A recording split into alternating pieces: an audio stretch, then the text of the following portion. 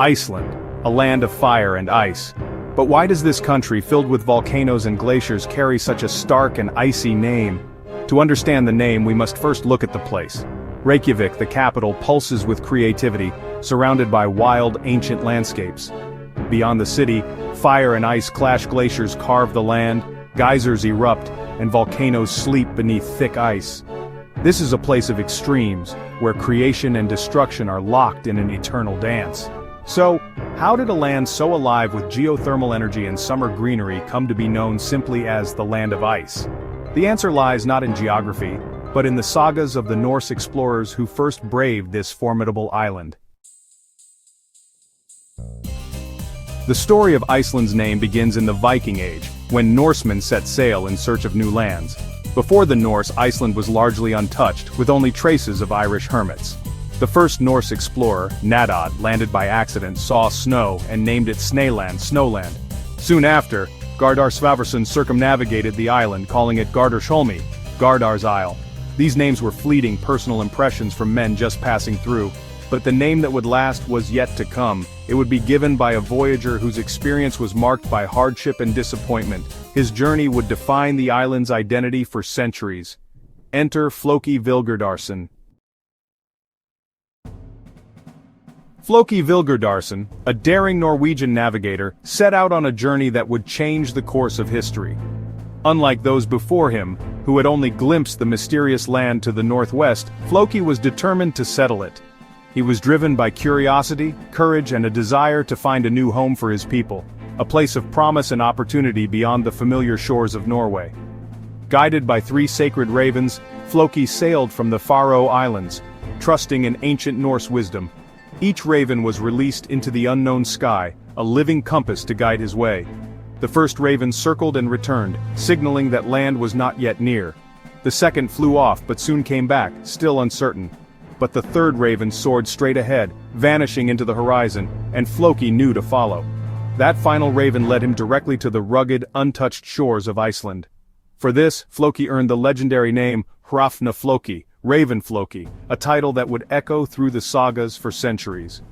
The land before him was wild and beautiful, a place few had ever seen. The bay where he landed was lush and teeming with life. Fish filled the clear waters, and the summer sun warmed the green valleys. It seemed a paradise, a land of endless bounty and gentle weather.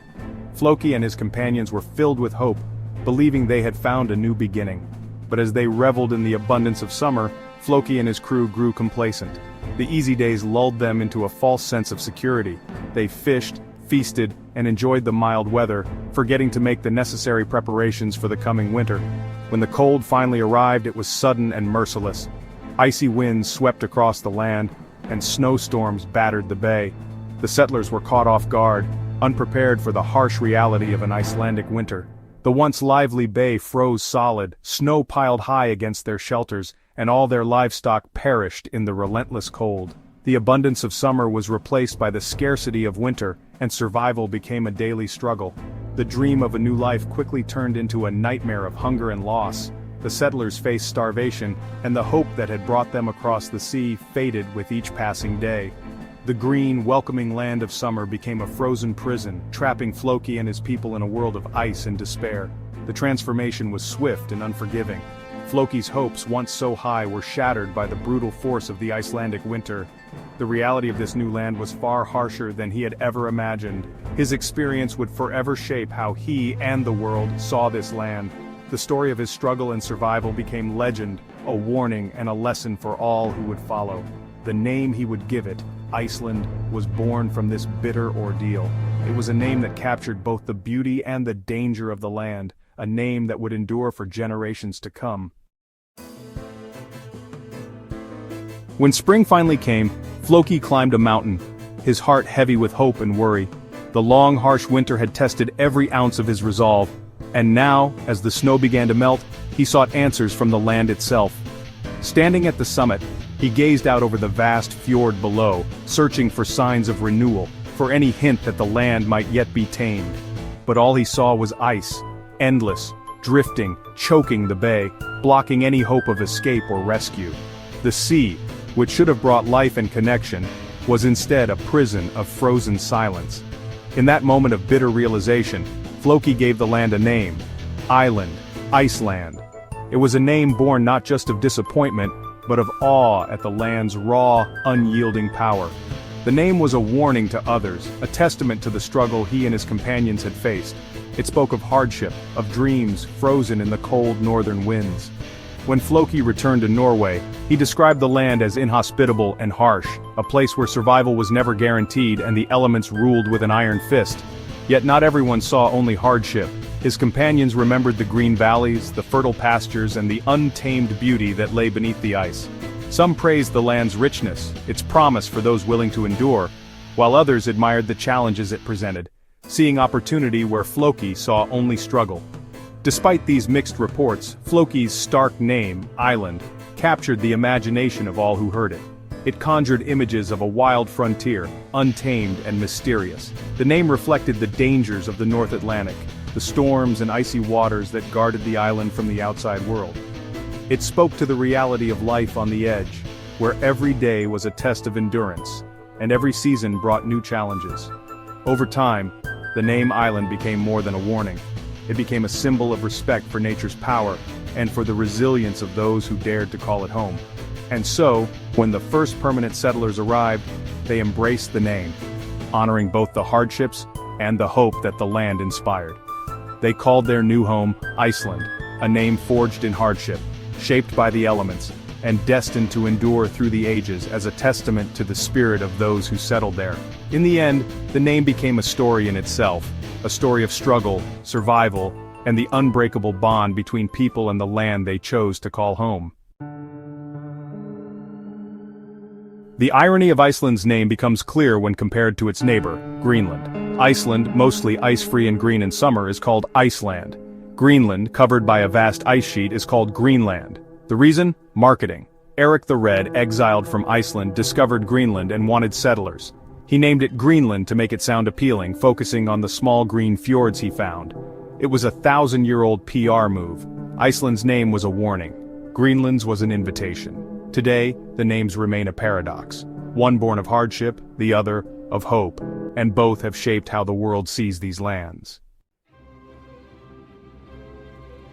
Once named, Island became immortalized in the Icelandic sagas, epic tales of settlers, feuds, and survival. These stories, written centuries later, wove the name into the nation's identity.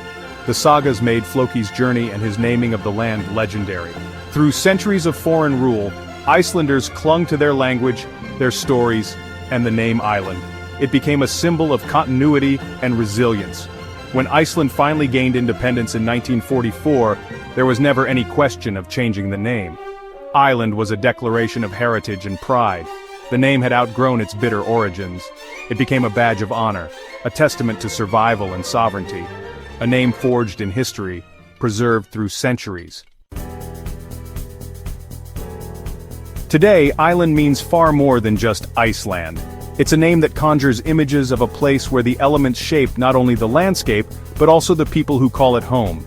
Here, the word island is woven into the very fabric of daily life, echoing through stories, songs, and the resilient spirit of its inhabitants. It symbolizes resilience, strength, and a deep connection to nature's extremes. The Icelandic people have learned to thrive in a land where winter nights stretch endlessly and summer days are bathed in midnight sun. Their relationship with the land is one of respect and awe, forged by centuries of living alongside glaciers, volcanoes, and roaring waterfalls. The ice is a source of beauty and life, not just hardship. Glaciers feed the rivers that carve through the countryside, and the frozen landscapes inspire artists, poets, and adventurers alike. For Icelanders, the ice is a reminder of both the challenges they've overcome and the wonders that surround them. The name embodies a people who have flourished on the edge of the world. Against all odds, communities have grown, traditions have endured, and a unique culture has blossomed in this remote northern land. It's a proud reminder of Viking heritage and a unique cultural path.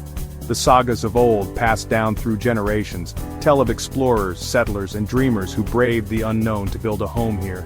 Today, that legacy lives on in the warmth of community gatherings, the creativity of local artists, and the enduring love for the land. In a globalized world, Island anchors the nation in its epic past. It's a touchstone for identity, reminding Icelanders of where they come from, even as they look to the future. The name invites curiosity, hinting at the land's dramatic contrasts, where fire and ice meet, and where ancient myths still linger in the mist. It doesn't tell the whole story, and that's its power. Iceland is a land of surprises, where every season brings new wonders and every corner holds a legend waiting to be discovered. Iceland is a land of fire, ice, green valleys, and vibrant culture. It's a place where nature's extremes are not just endured but celebrated, and where the landscape shapes the soul of the nation. The name, born as a curse, has become a poetic truth, a symbol of endurance, creativity, and the unbreakable bond between people and place. It's a story of identity, myth, and survival. Every Icelander carries this legacy, and every visitor is invited to become part of the ongoing tale. If you enjoyed this journey, subscribe and tell us which country's name you want to explore next.